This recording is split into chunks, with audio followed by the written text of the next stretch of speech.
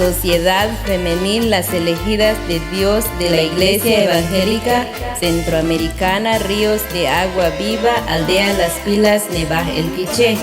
Celebrará su aniversario en las fechas 5 al 7 de agosto del presente año. En la prédica tendremos al pastor Jesús Hernández, que vendrá de Jacaltenango, impartiendo sobre el tema la influencia en las mujeres cristianas en la globalización. En los himnos especiales tendremos a la agrupación Los Serafines, que vendrán de la aldea Las Conchitas, Barías.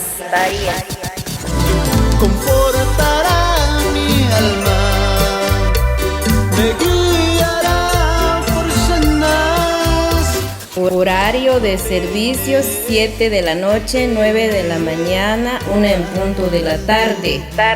El miércoles por la noche habrá cambio de directiva y habrá alimentación para todos. Por tanto, hacemos la cordial invitación a toda la membresía, a los no creyentes y a iglesias cercanas a escuchar la palabra de Dios. Invita a la Sociedad Femenil Las Elegidas de Dios.